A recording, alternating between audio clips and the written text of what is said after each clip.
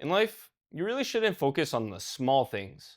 But when comparing two of the best gaming monitors out there, you really have to think about those small differences to help you make a buying decision. Hey, I'm Nicholas from Ratings.com. Today we're comparing the popular Dell Alienware AW3225QF and the Samsung Odyssey OLED G8, also known as the G80 SD or the S32DG80. They each have a 32-inch QD-OLED panel with a 4K resolution and 240Hz refresh rate. The performance and picture quality are pretty similar between the two, but there are still a few key differences. Choosing one over the other really comes down to your personal needs and preferences, so which one should you get?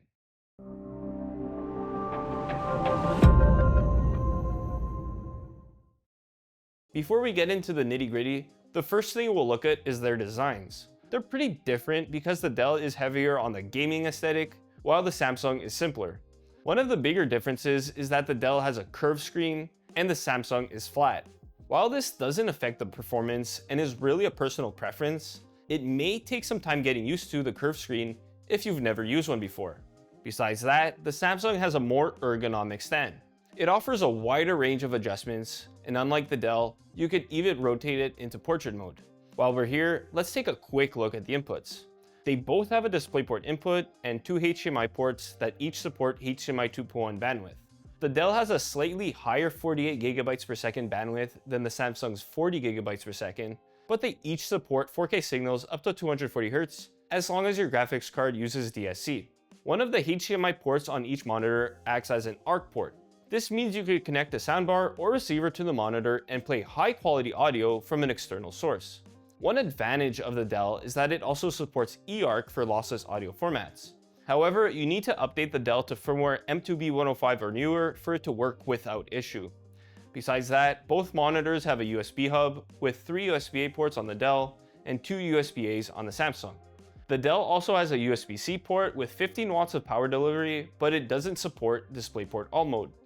This means you can't display a signal from a laptop, and this port is really meant for charging or data transfer.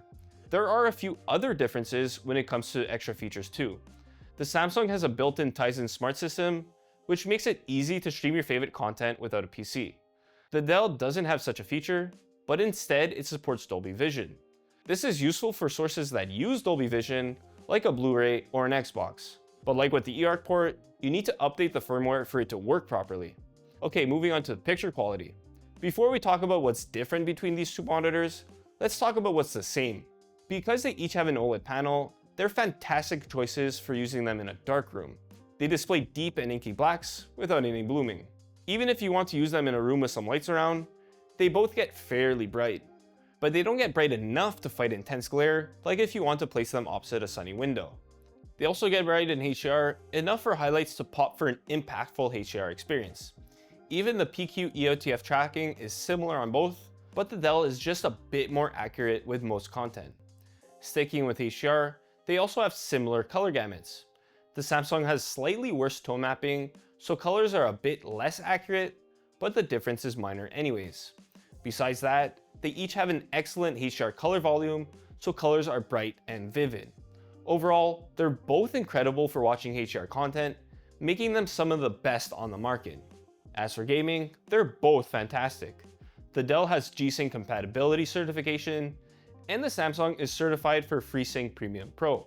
But they both support all common VRR formats to reduce screen tearing, and there aren't any issues. Like all OLEDs, they each have a near instant response time that makes motion look incredibly sharp. Unfortunately, neither monitor has a black frame insertion feature to reduce persistence blur. They even have similar input lag, so gaming feels responsive on both. Besides this, they're also incredible for console gaming. Neither of them has any compatibility issues with the PS5, but the same can't be said about the Xbox Series X or S, and this is where the differences start. While the Samsung supports any signal from the Xbox, the Dell has issues with 1440p signals, as it doesn't support 1440p at 120Hz at all. You can get 1440p at 60Hz to work if you enable the console's HDMI override setting, but that disables VRR. That said, the Dell works without issue with 4K signals from the Xbox anyway. Another difference when it comes to gaming is the VRR flicker. OLEDs like these are known for having visible VRR flicker with changing frame rates, and this is most distracting in dark scenes.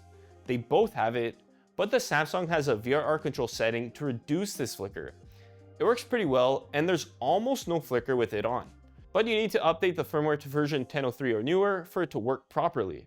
And using it also introduces stutter and causes the input lag to increase, so there's a trade-off with this VRR control setting. Alright, that's pretty much it when it comes to the differences in gaming, so let's talk about the differences in picture quality. One of those is the SDR Color Accuracy. The Dell is much more accurate before any sort of calibration. The Samsung has issues with gamut tracking and white balance that the Dell doesn't have.